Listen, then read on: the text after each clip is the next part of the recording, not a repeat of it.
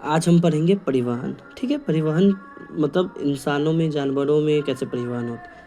ये हमारा शरीर है, ठीक है, तो ये हमारा दिल है, ठीक है, और दिल से नस जुड़ा होता है जो पूरे शरीर में क्या करता है, चीज़ों को ले जाता है, ठीक है। तो हमारे शरीर में क्या होता है, विभिन्न पदार्थों का क्या होता है, परिवहन होता है, अर्थात एक जगह से दूसरे जगह पे ले जाया जाता है, ठीक है। इस परिवहन को करने वाले को हम लोग बोलते हैं मानव परिसंचरण तंत्र, है ना, मानव परिसंचरण तंत्र। इस परिसंचरण तंत्र में कुछ चीज़ें होती हैं जो मिलके बनी होती हैं। एक होता है रक्त, यानी आपका खून, ठीक है। दूसरा जो हमारा होता है वो होता है रक्त नलिका, क्या होता है, रक्त नलिकाएं। और तीसरा होता है हार्ट यानी दिल। तीसरा क्या होता है, हार्ट यानी दिल, ठीक है। अब हमें बारी बारी से सभी को पढ़ना पड़ेगा। सबसे पहले अगर हम ब्लड की बात करते हैं, रक्त की बात करते हैं, ठीक है, तो ब्लड क्या है, एक प्रकार का तरल संयोजी उत्तक होता है। क्या होता है, आपका ब्लड एक तरल संयोजी उत्तक है, ठीक है, कोई दिक्कत। और इस ब्लड का जो कार्य होता है, ब्लड का काम क्या होता है, हमारे शरीर में जो पोषक तत्व है, पोषक तत्व यानी ग्लूकोज, C6H12O6 ग्लूकोज और O2 का परिवहन करता है। कैसे करता है, परिवहन करता है, ठीक है। तो देखिए सबसे पहले सिंपल इसको बना देते हैं। ये हमारा ब्लड हो गया। तो ब्लड क्या करता है, आपका C6H12O6 यानी ग्लूकोज है, इसका परिवहन करेगा, और O2 को, तो ये शरीर में इसको लेके जाता है, ठीक है, दोनों को। ये पाचन तंत्र से और ये श्वसन तंत्र से, ब्लड से ये जाएगा सेल में, ठीक है। फिर इसके बाद ब्लड का काम, इसको तो अंदर लेना है, और बाहर किसको करता है ये, तो ये CO2 और प्लस H2O को क्या कर देता है, बाहर कर देता है। ये काम किसका है, ब्लड का है, ठीक है।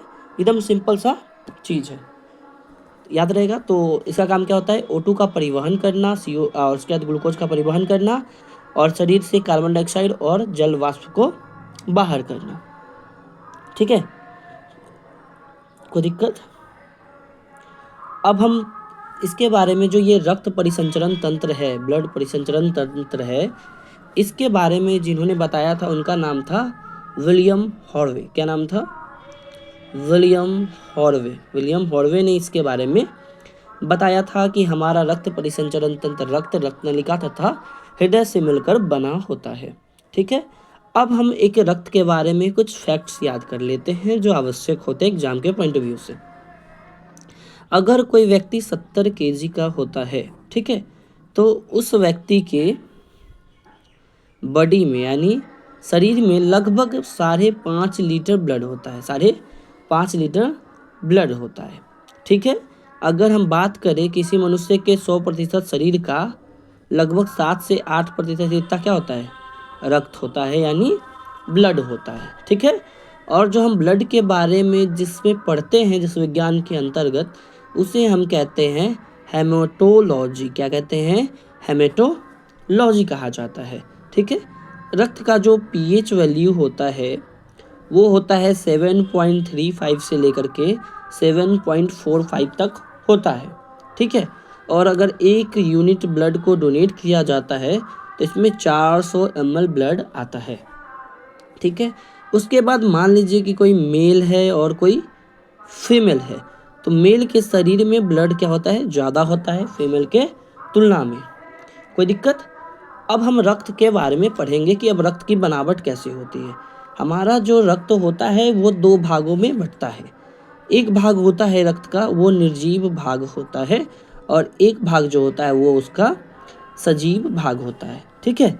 निर्जीव भाग जो है वो कहलाता है आपका रक्त प्लाज्मा यानी ब्लड प्लाज्मा, और सजीव भाग जो है वो कहलाता है रक्त कोशिका यानी ब्लड सेल। क्या कहलाता है, ब्लड सेल कहलाता है, ठीक है। निर्जीव भाग जो लगभग होता है 55 से 60% के आसपास, और सजीव भाग जो होता है वो होता है 40 से 45% के आसपास, ठीक है। अब हम निर्जीव भाग और सजीव भाग को पढ़ेंगे। तो अब हम पढ़ेंगे निर्जीव भाग और सजीव भाग को, ठीक है। तो निर्जीव भाग क्या है आपका, ब्लड प्लाज्मा, और सजीव भाग जो है आपका है वो ब्लड सेल है, ठीक है, ब्लड सेल और ब्लड प्लाज्मा। ब्लड प्लाज्मा की अगर बनावट देखें तो ब्लड प्लाज्मा अपने आप में तो 100 होगा, तो ब्लड प्लाज्मा का लगभग 90 से 91% हिस्सा पानी का बना होता है और 7 से 8% हिस्सा जो होता है वो प्रोटीन का बना होता है। प्रोटीन में पाया जाता है AGF। क्या पाया जाता है? AGF। ए से होता है एल्बुमिन। जी से होता है ग्लोबोलिन।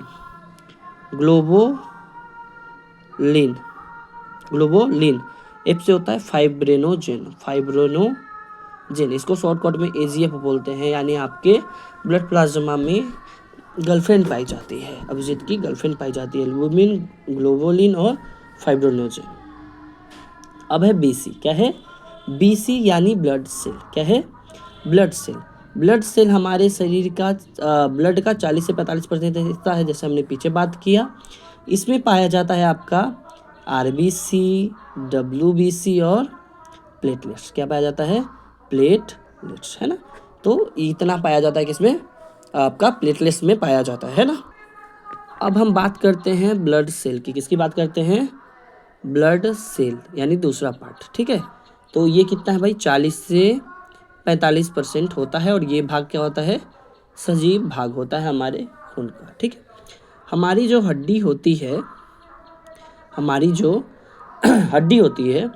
हड्डी के अंदर लाल पीले कलर का गाढ़ा द्रव्य होता है।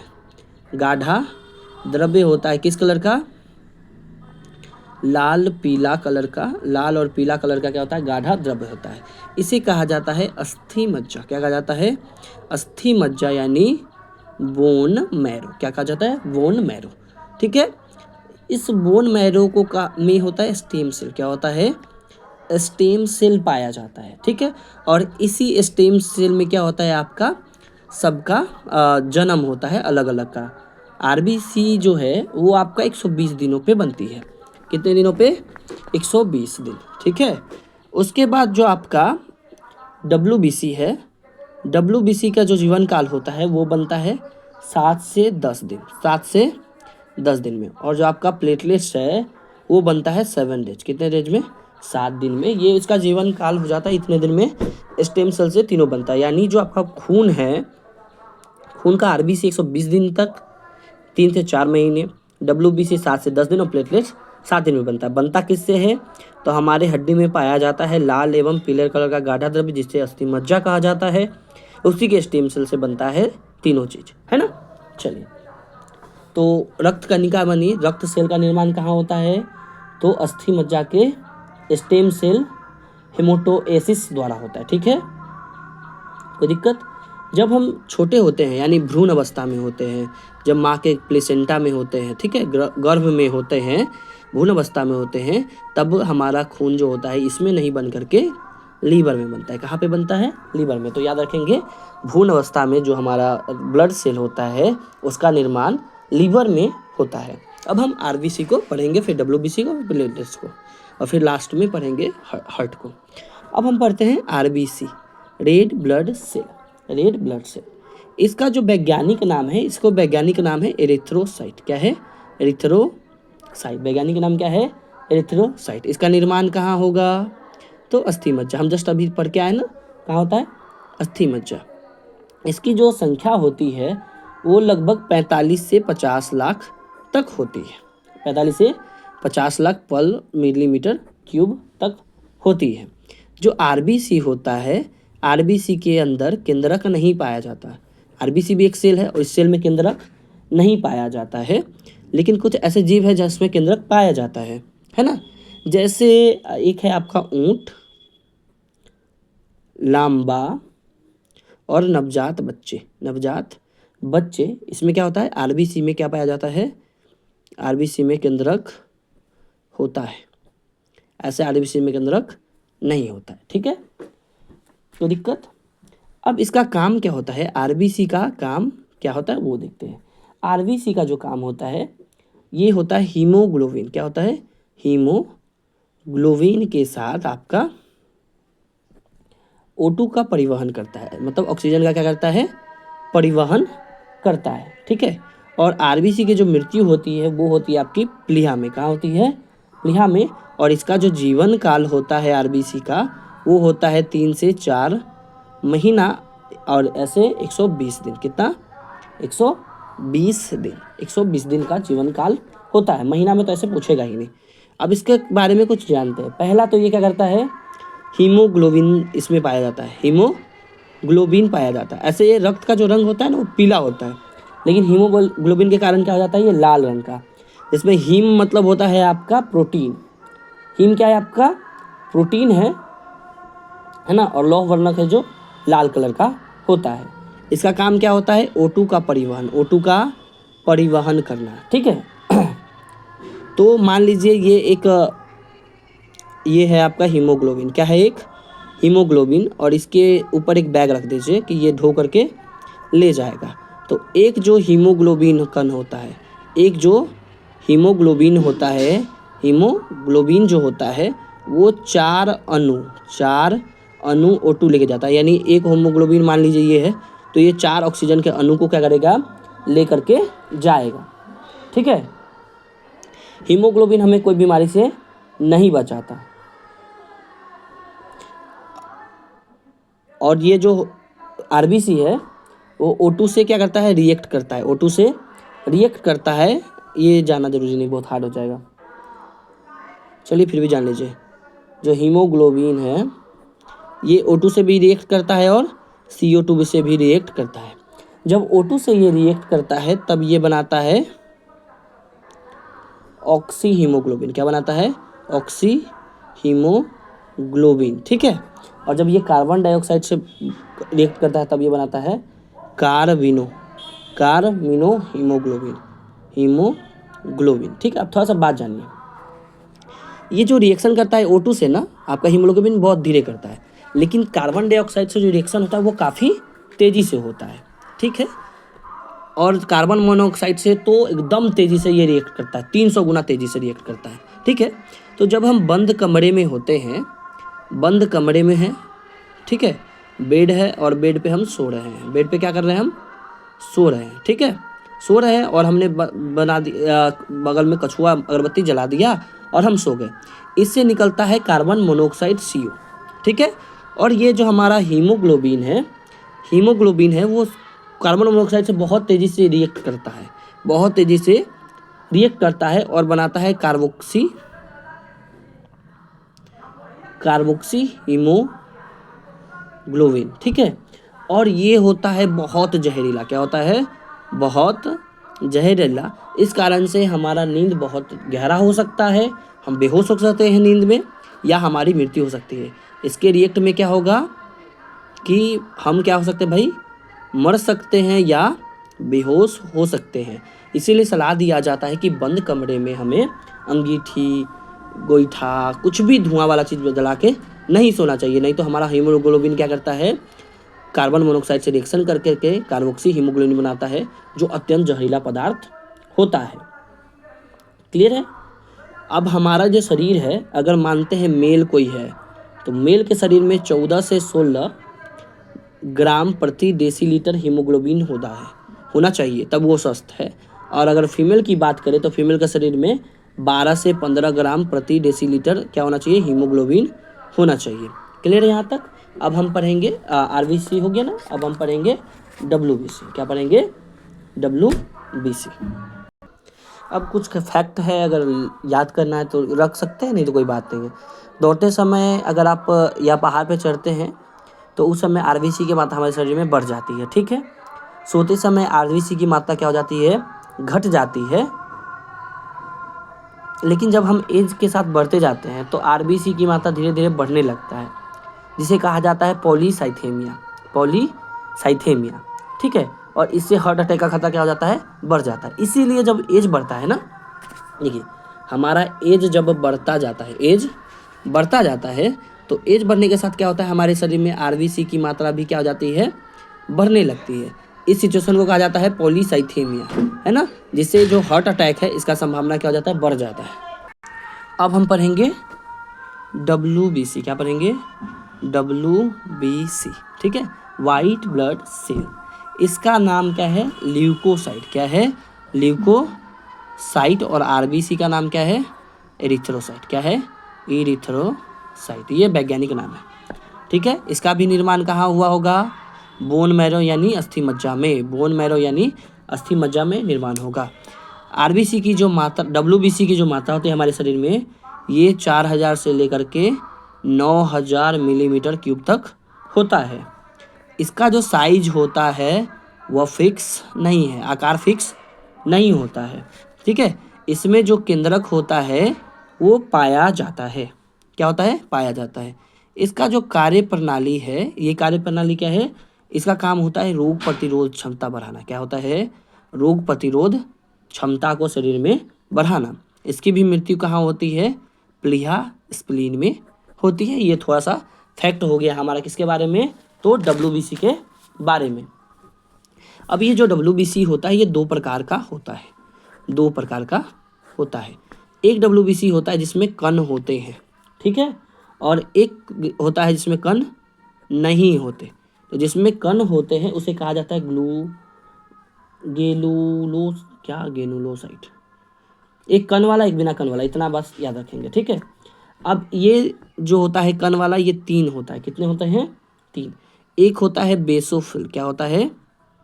बेसोफिल। एक होता है न्यूट्रोफिल्स,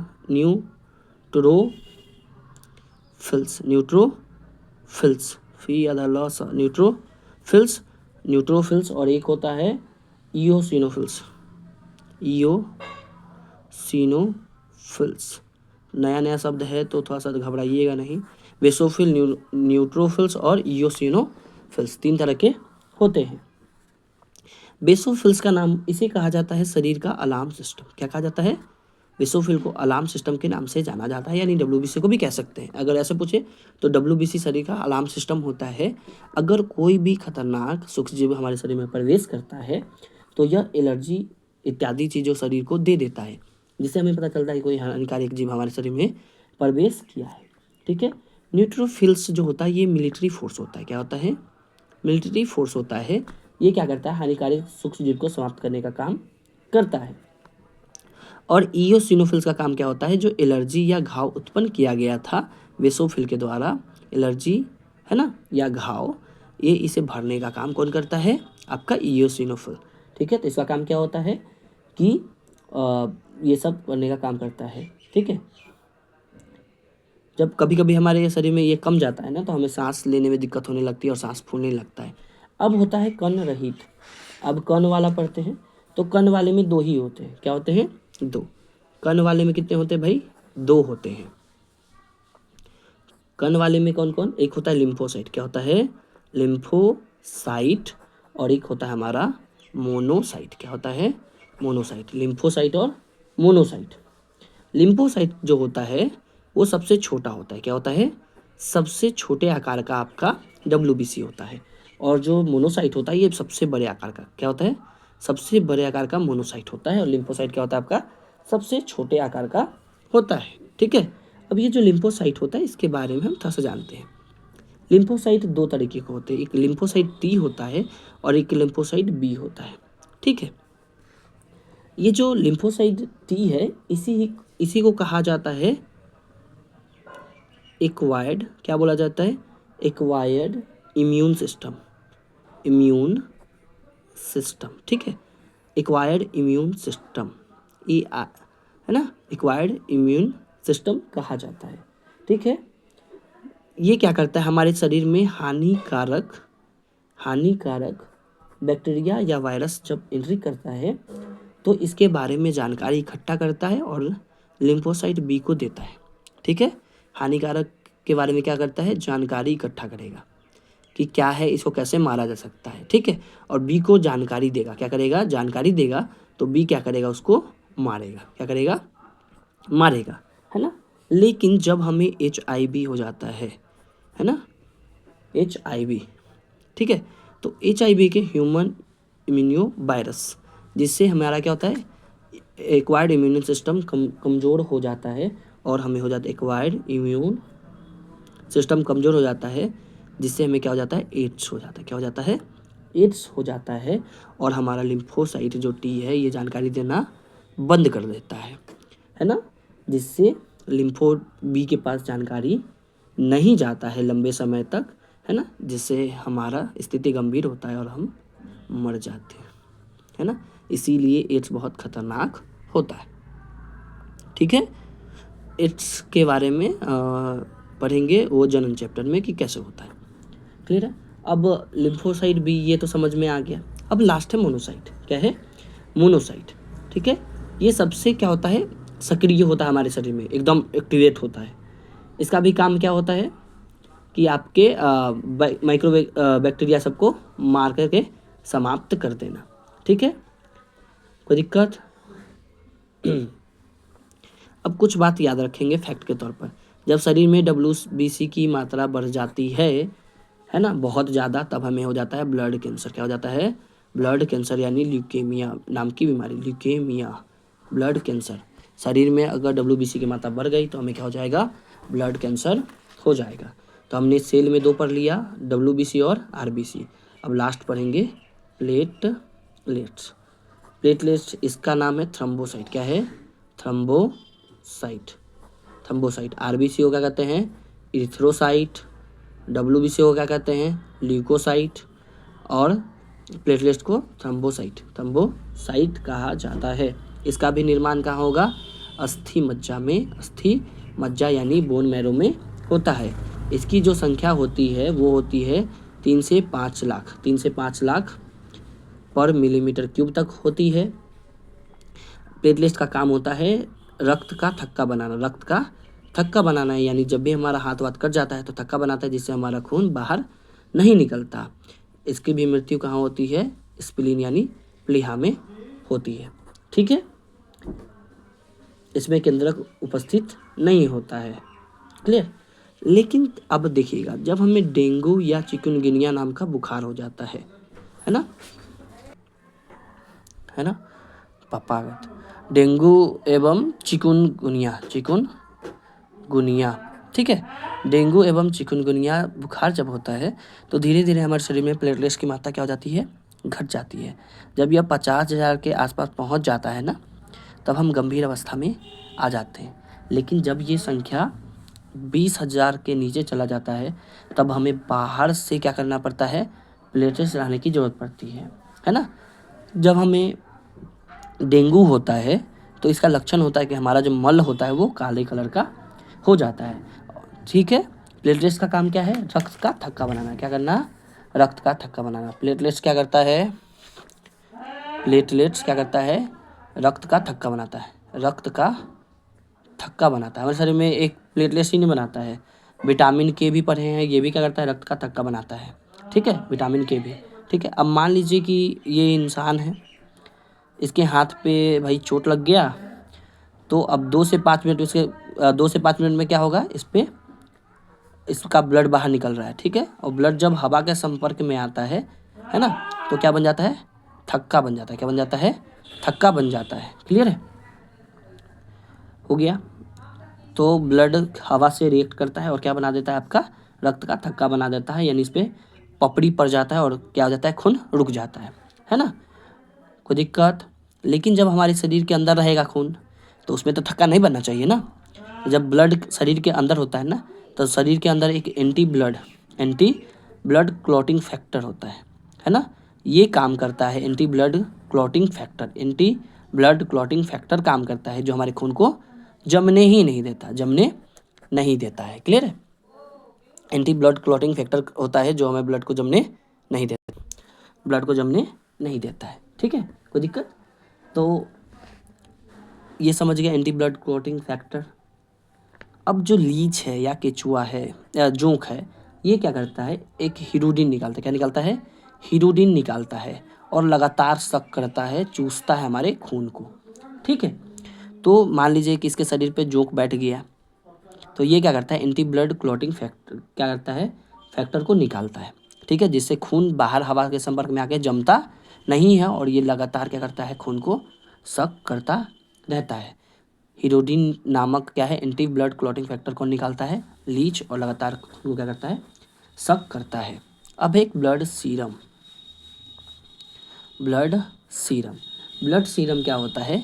जब हमारा जो ब्लड है, हमारा जो ब्लड है, ब्लड में से अगर आप प्लाज्मा को निकाल देंगे, प्लाज्मा ब्लड लीजिए, ब्लड में से क्या लीजिए, प्लाज्मा लीजिए, हटाना नहीं है, ब्लड लीजिए, ब्लड में से क्या लेना है, प्लाज्मा, और प्लाज्मा में होता है ब्लड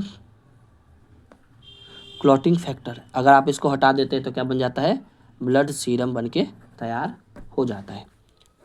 अब नेक्स्ट टॉपिक पढ़ेंगे ब्लड ग्रुप।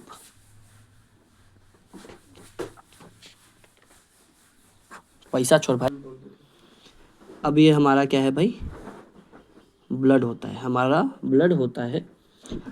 इस ब्लड में पाया जाता है नेचुरल एंटीजन। क्या पाया जाता है, नेचुरल एंटीजन पाया जाता है ना, जो लिपोप्रोटीन का बना होता है, लिपो प्रोटीन से बना होता है, नेचुरल एंटीजन पाया जाता है। ठीक है, कोई दिक्कत। अब ये एंटीजन जो होता है ये होता है ए और बी। कितने तरह के होते हैं एंटीजन, ए और बी पाया जाता है। इसके बारे में किसने बताया था, कार्ल लैंड स्टीनर। किसने बताया था, कार्ल लैंड स्टीनर ने बताया था कि ब्लड ग्रुप नाम का कोई चीज़ होता है। उन्होंने बताया कि हमारे शरीर में एंटीजन पाया जाता है ए और बी। ठीक है, तो अब हम ब्लड ग्रुप का निर्धारण कैसे करते हैं वो देखिए। मान लीजिए कि ये आप हैं, है ना, और आपके शरीर में आरबीसी है। आरबीसी के साथ अगर पाया गया ए एंटीजन, ठीक है, तो हमारा जो ब्लड ग्रुप होगा वो हो जाएगा ए। ठीक है, अगर आरबीसी के साथ बी एंटीजन पाया गया तो मेरा ब्लड ग्रुप हो जाएगा बी। अगर आरबीसी के पास अगर ए और बी दोनों एंटीजन पाया गया तो हमारा ब्लड ग्रुप हो जाएगा ए बी। ठीक है, अगर हमारे आरबीसी में मिल जाए कोई एंटीजन नहीं है, नो एंटीजन, इसको हम ओ से दिखाते हैं, यानी नो एंटीजन। अगर हमारे शरीर में कोई भी एंटीजन नहीं पाया जाएगा तो हमारा ब्लड ग्रुप क्या कहलाएगा, ओ ब्लड ग्रुप कहलाएगा। ठीक है, तो सभी प्रकार के एंटीजन मौजूद होते हैं, जिसमें सभी प्रकार के एंटीजन मौजूद है तो किसमें मौजूद है, ए बी में, तो ये सबसे खून ले सकता है, तो इसीलिए कहा जाता है इसे सर्वग्राही। ठीक है, और जिसमें एक भी प्रकार का मौजूद नहीं है तो इसे कहा जाता है सर्वदाता। क्या कहा जाता है, सर्वदाता, सर्वदाता। क्लियर, तो ए बी पॉजिटिव होता है सर्वग्राही और ओ निगेटिव क्या होता है, सर्वदाता होता है। ठीक है, चलिए अब ये समझ में आ गया। अब थोड़ा सा आगे चल के क्या हुआ, थोड़ा सा और आविष्कार हुआ। तब कार्ल लैंड स्टीनर के साथ एक और थे, एलेक्जेंडर। क्या थे, एलेक्जेंडर बिनड, है ना। इन्होंने बताया कि हमारे ब्लड के साथ पाया जाता है RH फैक्टर। क्या पाया जाता है, RH फैक्टर पाया जाता है ना। तो इन्होंने बताया कि RH फैक्टर पाया जाता है किसके साथ, हमारे ब्लड के साथ। ठीक है, अब इस RH फैक्टर को कहा गया RH प्लस और एक कहा गया RH माइनस। ठीक है, क्लियर। अगर RH पाया गया तो RH प्लस, और नहीं पाया गया जिसमें तो उसको RH माइनस, निगेटिव। ठीक है, तो अब जिसके शरीर में ए ब्लड ग्रुप है, बी है और ओ है, तीन तरह का हो गया। अगर मान लीजिए RH फैक्टर है उसके अंदर तो वो हो गया ए पॉजिटिव, RH फैक्टर नहीं है तो ए निगेटिव, RH फैक्टर है तो बी पॉजिटिव, नहीं है तो बी निगेटिव। RH फैक्टर अगर पाया गया, एंटीजन नहीं है लेकिन RH फैक्टर केवल पाया गया तो वो हो जाएगा ओ पॉजिटिव, RH फैक्टर नहीं पाया गया तो ओ निगेटिव। ठीक है, क्लियर। और एक है ए बी में भी पाया गया तो ए बी पॉजिटिव और ए बी निगेटिव। तो इस तरीके से हमारा ब्लड ग्रुप बना है। क्लियर है, तो सर्वग्राही कौन है आपका, ए बी पॉजिटिव, और सर्वदाता कौन सा है आपका, ये याद रखना है आपका, क्या है भाई, ओ निगेटिव। याद हो गया, चलिए हमने बहुत सारा चीज़ पढ़ लिया। अब नेक्स्ट जो लास्ट टॉपिक है वो हमारा है हार्ट। हार्ट के लिए हमें एक स्पेशल वीडियो बनाना पड़ेगा क्योंकि वीडियो बहुत लंबा हो गया है। ठीक है, तो अभी हार्ट पढ़ने पहले थोड़ा सा पढ़ लेते हैं, थोड़ा सा उसका पहला पार्ट, धमनी और सीरा। सीरा जो होता है वो नस और एक होता है धमनी।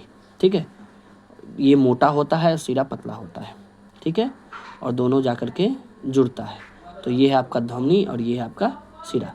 यहाँ पे सीरा में क्या होता है, आपका ब्लड प्रेशर क्या होता है, लो होता है, और धमनी में क्या होता है, ब्लड प्रेशर ज़्यादा होता है। ब्लड प्रेशर क्या होता है, ज़्यादा होता है। ठीक है, तो अब कम प्रेशर के साथ क्या बनेगा, अशुद्ध चीज़ जाएगा, तो इसमें CO2 युक्त ब्लड बहता है। CO2 युक्त क्या करता है, ब्लड बहता है।